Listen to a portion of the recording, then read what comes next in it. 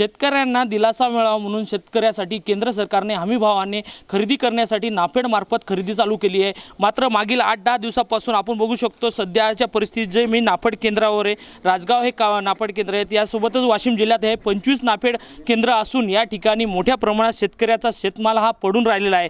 अनेक शेतकऱ्यांनी या नाफेडला नोंदणी केली, मात्र खरेदी करण्यासाठी या ठिकाणी बारदाना उपलब्ध नसल्यामुळे शेतकऱ्यांना याची अडचण जात आहे। काही शेतकरी तर 4-5 दिवसापासून इथं थंडीत राखण करत आहे आपल्या स्वतः मालाची। तसेच हे नाफेड मार्फत जे बारदाना उपलब्ध नसल्यामुळे इथं कुठेतरी शेतकऱ्याचं नुकसान होत असल्याचं आपल्याला दिसून येते। त्यामुळे शेतकरीही आपली बारदाण्याची मागणी ही लवकर प्रशासन करत आहे। त्यासोबत आपल्या काही शेतकरी येतं इथं नेमकेच कशासाठी आले, किती माल आणला हे आपण जाणून घेऊ। दादा कुठून आले तुम्ही इथं? मी कारलीहून आलेलो।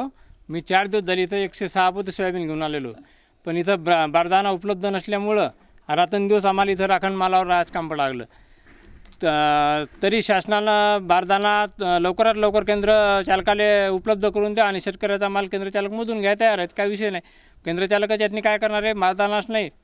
त्याच्यामुळं सरकारला हात जोडून विनंती आहे की बारदाना लवकरात लवकर सगळ्याच केंद्रावर उपलब्ध करून द्यावा, अशी मी हात जोडून विनंती करतो। तुम्ही हे जे आणलं आता असे शेतकरी किती होते इथं नेमकेच तुम्हाला काय? भरपूर आहेत, 1000 पोतं माल इथं आहे सध्या मोजायचा राहिलेला। शेतकरी भरपूर माझ्यासोबत आहे, मी एकलाच नाही, 7-8 शेतकरी आहेत। तुम्हाला केंद्र इथं जे केंद्रावर आल्यानंतर हे संचालक नेमकंच काय उत्तर देतात तुम्हाला? बारदाना नाही आणि खरोखर परिस्थिती तीच आहे। यानं बारदाना नसल्यावरती माल तरी कुठून मोजून घेणार इथं? आपल्यासोबत अजून काही इथं जे केंद्र संचालक आहेत ते येतं आपल्यासोबत, त्याच्यातून जाणून घेऊया नेमका इथं बारदाना नाही असल्यामुळे शेतकऱ्याचे इथं हाल होते। आपलं काय मत आहे याच्यावर? मत म्हणजे कसं, आता बारदाना आपल्याला जर सरकारकडून जर बारदाना उपलब्ध नाही झाला तर आपण शेतकऱ्यांची तरी मदत कोणत्या प्रकारे करू? आता आपण रात्रंदिवस इथं केंद्र चालू ठेवून तसं पाहता आम्ही रात्र अहोरात्र माल मोजून घेण्यास तयार आहोत। रात्री 1-1 वाजेपर्यंत आम्ही माल मोजलेला आहे शेतकऱ्यांना, कारण की शेतकऱ्याला मुक्कामी इथं राहायची व्यवस्था नाही, थंडीचे दिवस आहेत आणि कड्याकड्याच्या थंडीत शेतकरी इथं मुक्कामी राहू नये याच्यासाठी आम्ही म्हणजे किती उशीर झाला तरी माल मोजून घेण्यास तयार आहोत। पण बारदानाच उपलब्ध नसल्यामुळे आता आमचेही हात दगडाखाली सापडलेले आहेत, कारण की जर बारदानाच नाही तर माल नेमका मोजायचा कसा? आणि रोजही पत्रव्यवहार करून जर बारदाना भेटत नसेल तर जे उरलेले शेतकरी आहेत त्यांचा माल कधी मोजायचा आणि कसा मोजायचा? या केंद्रावर किती नेमकंच नोंदणी झाली आहे आता नेमकंच? राजगाव केंद्रावर जवळपास 7,000 शेतकऱ्यांची नोंदणी आहे आणि 3 लाख क्विंटल चा माल एवढी नोंदणी राजगाव केंद्रावर आहे आणि त्याच्यापैकी फक्त 2,000 शेतकऱ्यांनाच मॅसेज पोचले आहे, कारण की बारदानाच नाही। मग नुसते मॅसेज सोडून तरी करायचं काय? हे जी खरेदी करायची तुम्हाला मोजणी करायची ही किती तारखेपर्यंत आहे तुम्हाला?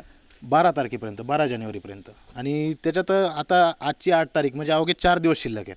4 दिवसात म्हणजे बारदाना नाही आणि म्हणजे जर मुदतवाढ नाही भेटली तर बाकीचे शेतकरी या हमी भावापासून वंचित राहायला लागले। मग त्या शेतकऱ्यापर्यंत कसं पोहोचायचं आणि कसा माल मोजायचा त्याचा? अवघे 4 दिवसच हे खरेदीला राहिले असून या ठिकाणी या केंद्रावर बारदाना उपलब्ध नसल्यामुळे अनेक शेतकऱ्याचा नाफेड मार्फत जी खरेदी आहे ती रखडलेली आहे। कॅमेरामन सचिन राणेसह विठ्ठल देशमुख, TV9 मराठी, वाशिम।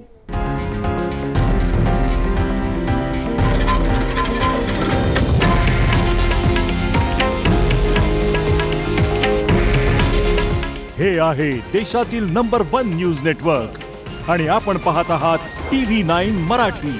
काळजी तुमची, हित महाराष्ट्राचं।